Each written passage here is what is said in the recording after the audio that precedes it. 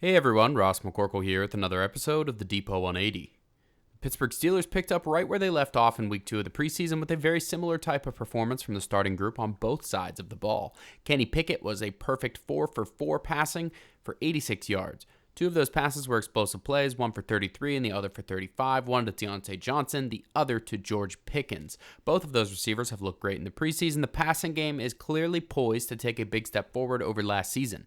Pickett participated in 5 drives in the preseason, and the offense scored a touchdown in all 5 of them. He finished with just 2 incompletions, 13 for 15, with 199 passing, 2 touchdown passes, 0 interceptions. Pro Football Focus gave Pickett a 94.7 overall grade for the preseason, which is very high, and his passer rating was a perfect 158.3. One of the incompletions was an Allen Robinson drop, too.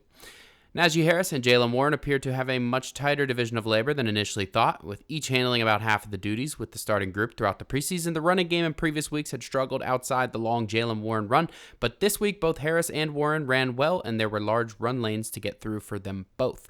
Yeah, the Falcons benched most of their starters, but the technique and concepts all seem to be there. Isaac Seumalo has the looks of a guy that could completely transform this offensive line compared to the play of Kevin Dotson at guard last year. The roster cutdowns will occur next Tuesday, so the Steelers have a couple extra days over some of the other teams since they played on Thursday night to figure things out. The defensive line had multiple dogs fighting over 1 or 2 bones, that being Braden Fehoko, Armon Watts, Montravius Adams, and Isaiah Loudermilk. Leverage is pretty low this close to cutdowns, where some teams prefer to just wait and see, but perhaps Kahn can get something in return for one of these defensive linemen, as Alex Kozora suggested on the site today.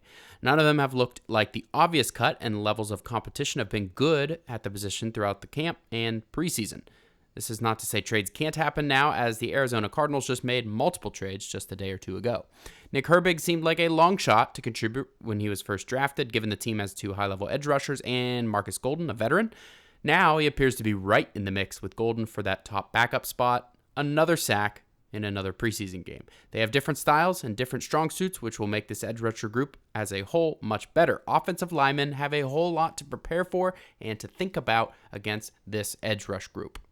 Now the team has a nice long wait until their regular season debut on September 10th. That's 17 days away. Since the Falcons didn't start their first team, that will almost be a full month in between starter-on-starter action for the Steelers. It was probably exactly the right call for Tomlin to play his starters against the Falcons for that very reason. Let me know how you enjoyed the video on Twitter at Ross_McCorkle, and as always, visit SteelersDepot.com for your latest and greatest Steelers breaking news and analysis.